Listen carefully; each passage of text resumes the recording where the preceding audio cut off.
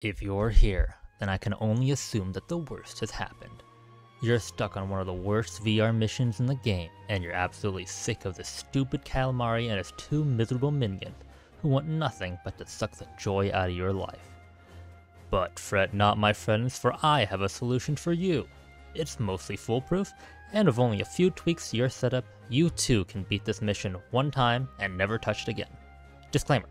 I played through the game on dynamic difficulty, so this guide may or may not help those on hard mode. Hopefully it helps. Now here's what we'll need. You're going to want a 2-person party with Barrett as the leader. For this guide, I used Aerith as the support member because she had the highest MP stats with how I built her for the story. It could be any other character, as all we need is someone who can heal Barrett. We're not going to need a 3rd person because it'll be too cumbersome, and protecting them against Deafening Screech will be harder than it needs to be. For this strategy, the most important skill that you need is Barrett's synergy defense ability, Iron Defense.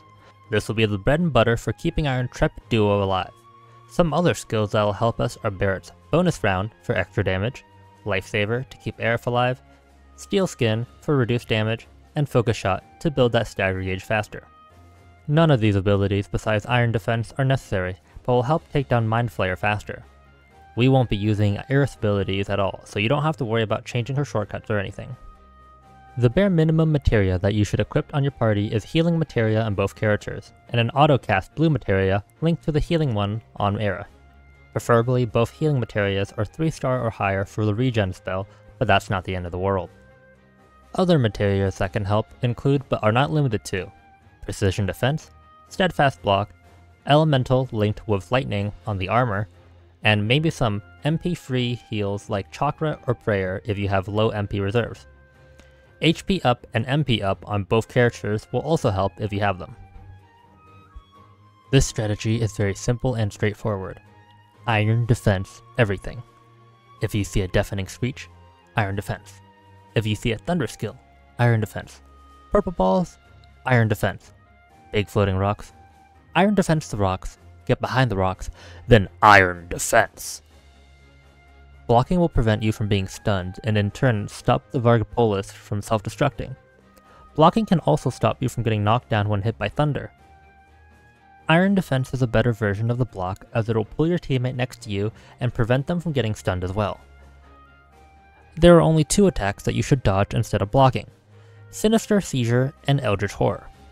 These are unblockable and can combo you into getting blown up by the Vargopolis and taking almost fatal amounts of damage.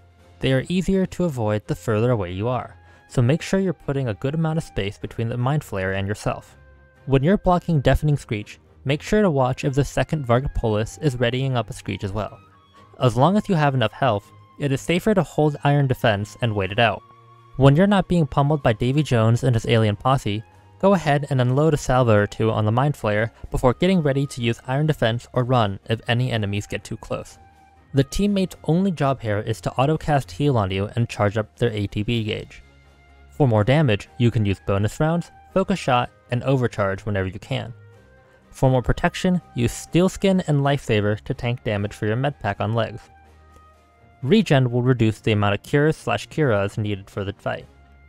I highly do not recommend using any limits, synergy abilities, or skills that take a long time and leave you vulnerable like Maximum Fury, unless you're absolutely sure you won't hit anything else.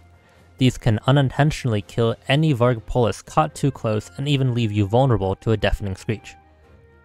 With a little bit of practice, and maybe even luck, you too can put these monsters and this mission 6 feet under in the ground where it belongs. If you have any other suggestions or tips or tricks, let me know in the comments down below. Please share this video if it helped you so that other people won't have to spend their Sunday afternoon on one of the most god-awful things in this game. See you around!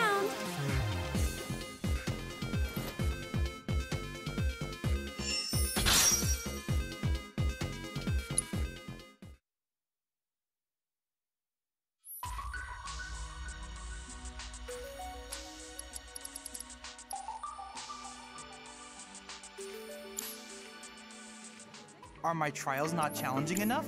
If there's anything else...